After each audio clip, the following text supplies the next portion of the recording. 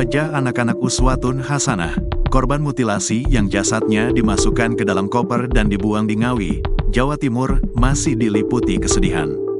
Hal ini terlihat saat Kapolres Blitar AKBP Arif Fazlur Rahman dan jajarannya berkunjung ke rumah duka Uswatun Hasanah di Desa Sidodadi, Kecamatan Garum, Kabupaten Blitar, untuk memberikan dukungan. Kedua anak Uswatun Hasanah, yaitu anak laki-laki dan perempuan, sempat terlihat kebingungan melihat ada banyak polisi di rumah mereka. Namun kedua anak itu akhirnya ikut menyambut dengan cara bersalaman dan duduk bersama.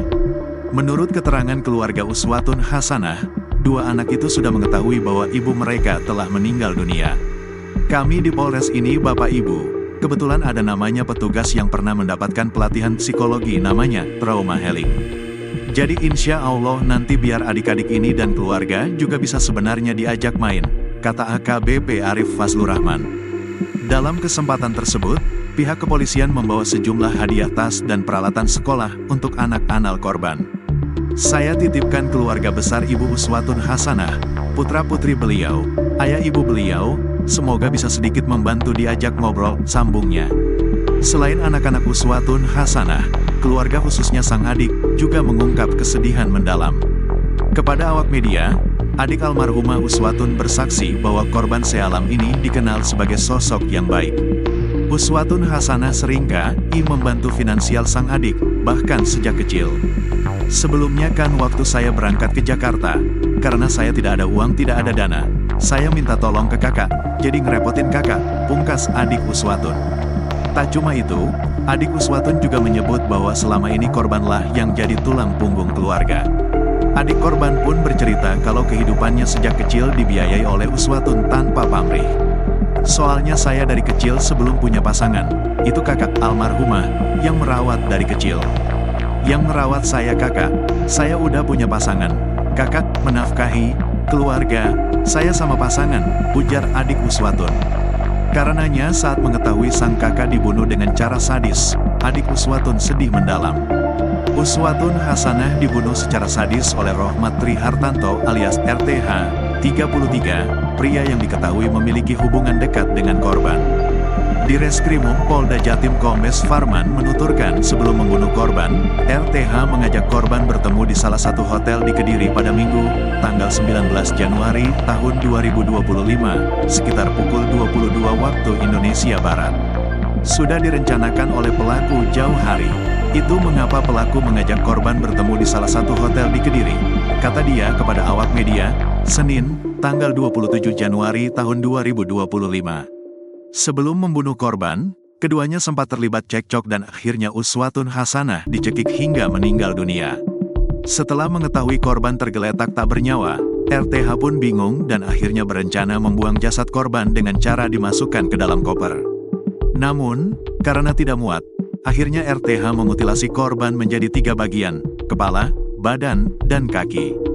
Bagian tubuh yang dimasukkan ke dalam koper dibuang di Ngawi, Jawa Timur, dan ditemukan pada Kamis, tanggal 23 Januari tahun 2025. Sementara kepala korban mutilasi ditemukan di Trenggalek, Jawa Timur. Rohmat Trihartanto sempat kabur dan mengatur siasat. Rohmat akhirnya berhasil ditangkap polisi pada Sabtu lalu. Terkait motif, hasil dari pemeriksaan tersangka, diketahui motifnya ini adalah pertama, pelaku sakit hati dan cemburu karena diketahui korban pernah memasukkan laki-laki lain ke dalam kos korban. Tersangka di sekitaran kosan korban mengaku sebagai suami siri korban, pungkas di Reskrimum Polda Jatim Kombes Pol Farman. Motif kedua adalah karena pelaku menyimpan dendam kepada korban. Pelaku murka anaknya pernah didoakan jelek oleh korban. Selain itu, pelaku telah mengatur siasat keji untuk menghabisi nyawa korban sejak lama. Korban sering minta uang ke pelaku, makanya pada saat tanggal 19 pertemuan di hotel itu memang tersangka sudah menyiapkan uang 1 juta rupiah untuk diberikan kepada korban, pungkas Kombes Pol Farman.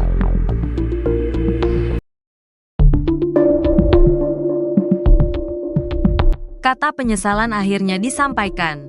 Rohmat Trihartanto, RTH, alias Antok, 33, tersangka pembunuhan dan mutilasi jasad Uswatun Hasanah, 29, korban yang jasad awalnya ditemukan di Ngawi. Ungkapan penyesalan tersebut disampaikannya secara singkat saat digelandang oleh penyidik kepolisian seusai dihadirkan dalam konferensi pers di lorong gedung bidang Humas Mapolda Jatim pada Senin, tanggal 27 Januari tahun 2025. Antok mengaku menyesal dan meminta maaf kepada keluarga korban. Antok yang mengenakan kaos dan celana berwarna oranye bertuliskan, "Tahanan di Tahti Polda Jatim." Itu berjalan cepat selama digelandang petugas kepolisian berpakaian sipil. Kedua pergelangan tangannya tampak diborgol ke belakang sisi pinggangnya. Lalu wajahnya cuma tampak separuh bagian mata dan dahi.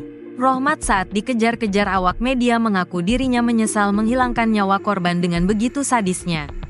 "Ya, saya menyesal, Mas," ujar Rohmat seraya menundukkan kepala selama berjalan cepat menyibak kerumunan awak media yang berjejal mengarahkan lensa kameranya ke wajahnya.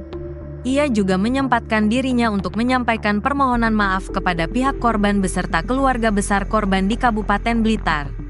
Bahwa dirinya menyesali perbuatannya. "Saya minta maaf kepada korban dan keluarga korban. Saya minta maaf," pungkas Rohmat seraya meringkuk di balik pintu ruang petugas Humas Polda Jatim di gedung tersebut.